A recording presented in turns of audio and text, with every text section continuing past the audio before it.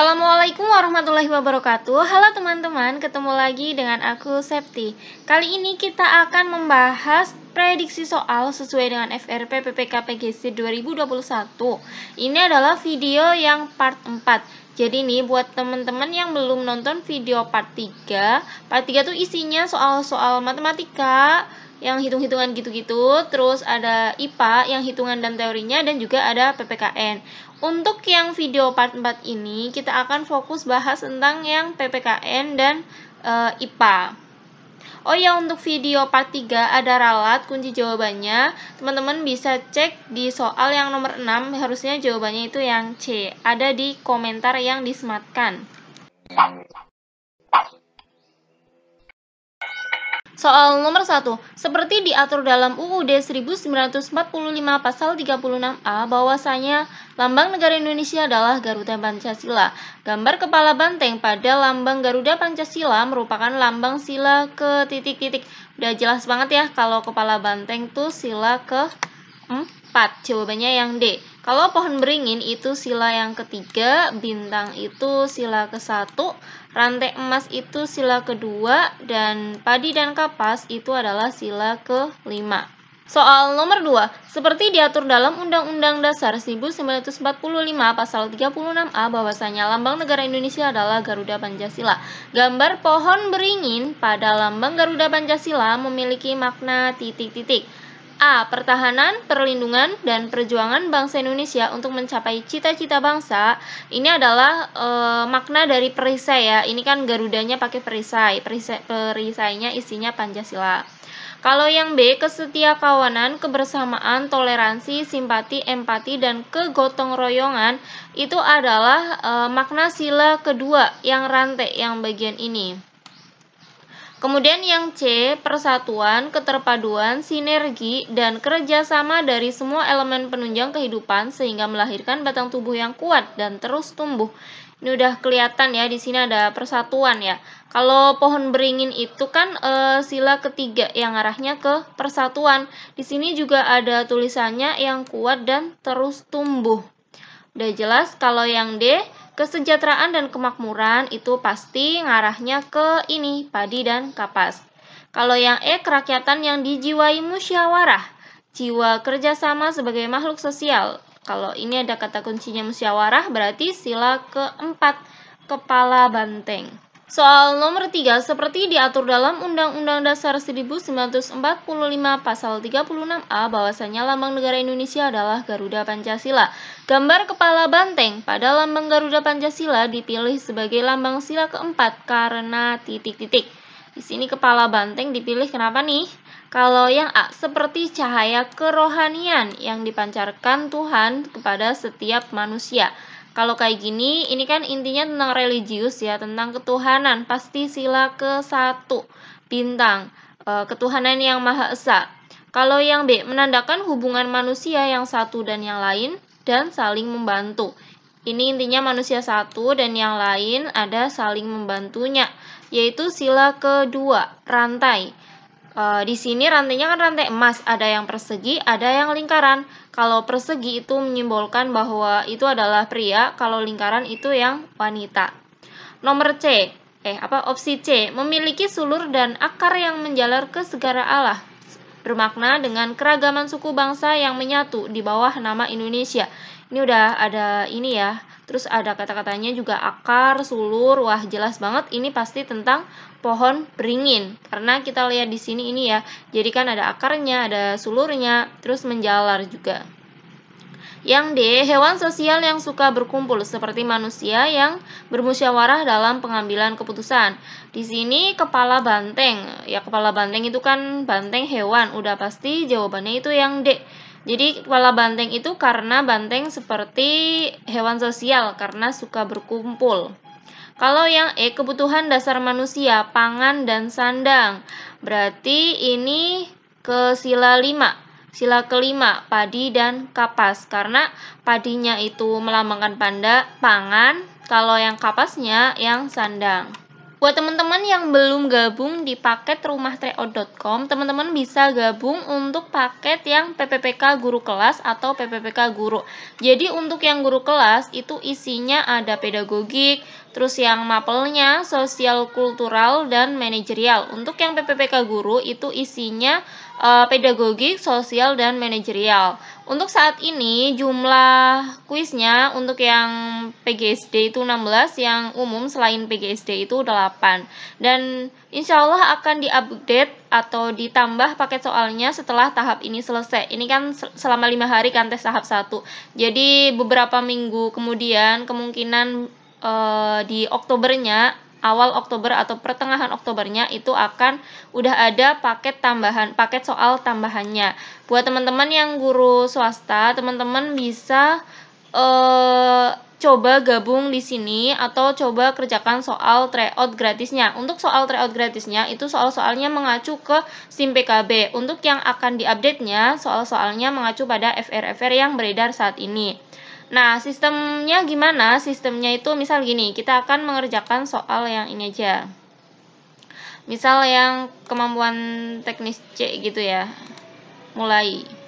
Nah, nanti di sini itu akan ditampilkan timernya, menu soalnya, ada peringkatnya, dan juga ada hasil serta pembahasannya. Dan pembahasannya itu detail. Oh, ini lama banget ya. Nah, jadi kayak gini tampilannya. Ini adalah soalnya, nanti di next aja. Misal kita mau pindah ke soal nomor 25, berarti ya udah tinggal klik aja. Dan di sini ini nanti, misal ini kita submit aja ya.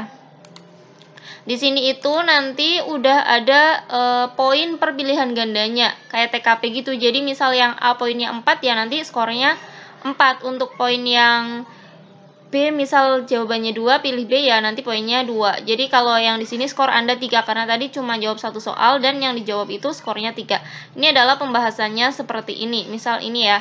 Jadi ini yang A opsinya nilainya 4, yang B 1 dan seterusnya. Kalau misalnya kita akan melihat hasil, melihat peringkat ya. Misal di sini kita bisa scroll. Nah, di sini kita lihat, klik aja yang bagian peringkatnya. Kalau lihat pembahasan, berarti kita lihat aja tuh yang bagian pembahasannya. Kemudian kalau misal pengen ngelihat detail, kita tuh udah ngerjain berapa kali sih? Karena emang bisa dikerjakan berulang-ulang, diklik yang detail aja. Kapan aja ngerjainnya, skornya berapa, teknisnya berapa, sosiokulturalnya berapa, dan sebagainya. Soal nomor 4, pohon beringin memiliki akar yang menjalar kemana-mana yang melambangkan titik-titik. Kalau yang A, hewan sosial, udah jelas banget ya, hewan sosial yang suka berkumpul seperti manusia yang bermusyawarah dalam pengambilan keputusan itu adalah kepala banteng. Sila keempat. Yang B, kebutuhan dasar manusia, pangan dan sandang, berarti makanan dan baju gitu ya, dan pakaian. Itu adalah padi dan kapas. Sila kelima. Kalau yang C, negara kesatuan walaupun memiliki latar belakang suku dan budaya yang bermacam-macam atau yang berbeda-beda. Ini adalah akar pohon beringin yang menjalar kemana-mana. Jadi jawabannya yang C. Kalau yang D, tempat berteduh atau naungan untuk seluruh Indonesia, ini lebih ke pohon beringin itu besar dan rindang. Kalau yang akarnya menjalar itu lebih ke suku, keragaman gitu. Kalau yang E, warna alam asli yang dimiliki Tuhan itu adalah warna hitam pada sila ke-1. Apa ya? Warna dasar yang bintangnya itu. Warna belakangnya. Soal nomor 5, perhatikan beberapa pernyataan berikut yang merupakan tugas dan wewenang Mahkamah Agung yang diatur dalam UUD 1945 pasal 24A adalah titik-titik.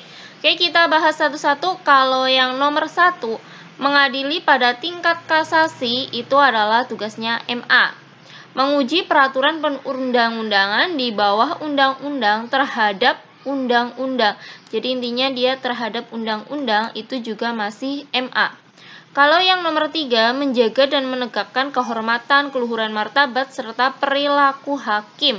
Ini kata kuncinya, perilaku hakim itu lebih ke KY, ini adalah tugasnya KY, Komisi Yudisial. Kalau yang nomor 4, mengadili pada tingkat pertama dan terakhir, dan putusannya bersifat final.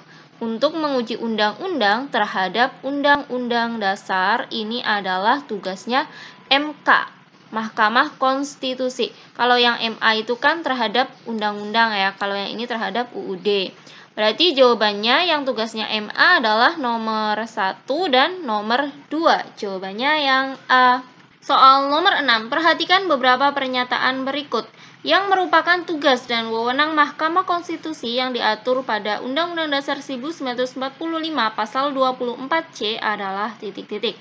Oke, yang pertama, memutus sengketa kewenangan lembaga negara yang kewenangannya diberikan oleh Undang-Undang Dasar 1945 itu ini memutus sengketa intinya adalah tugasnya MK, Mahkamah Konstitusi.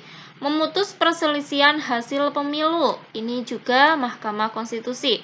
Memutus pembubaran partai politik, ini juga wewenangnya Mahkamah Konstitusi.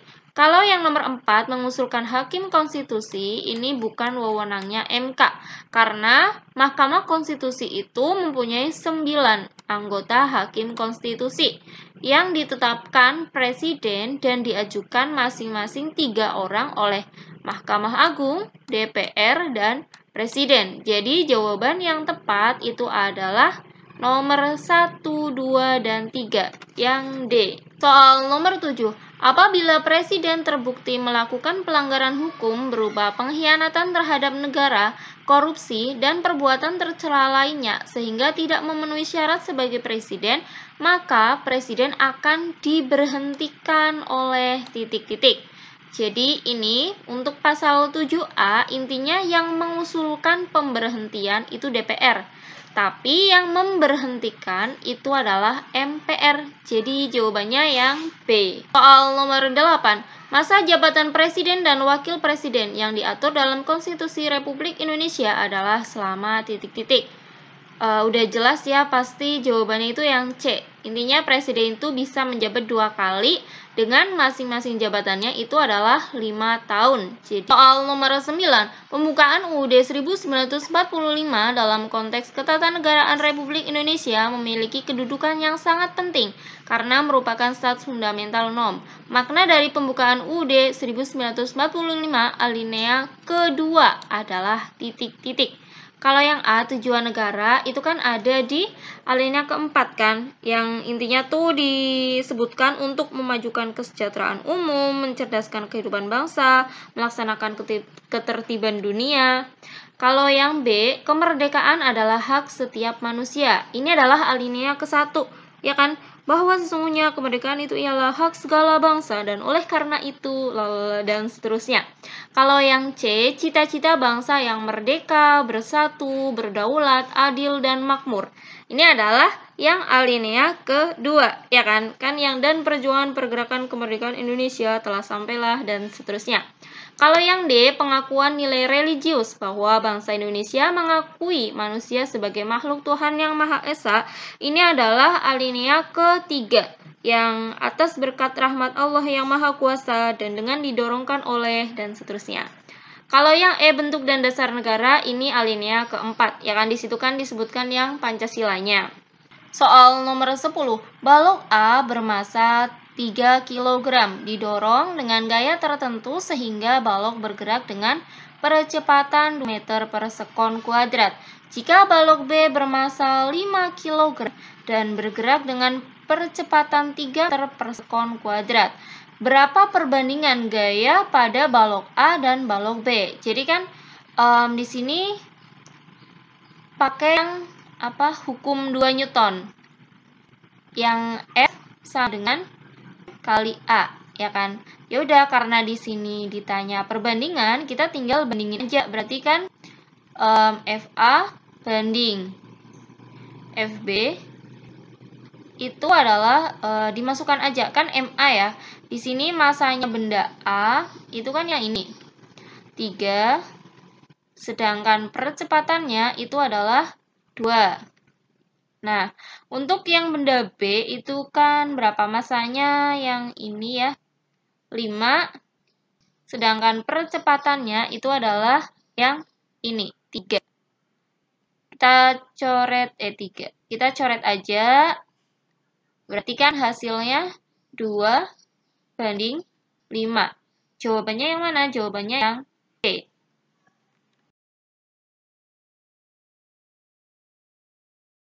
Demikian video pembahasan prediksi soal PPPK. Semoga bermanfaat buat teman-teman yang baru mampir ke channel ini. Jangan lupa untuk subscribe dan nyalakan loncengnya. Terima kasih.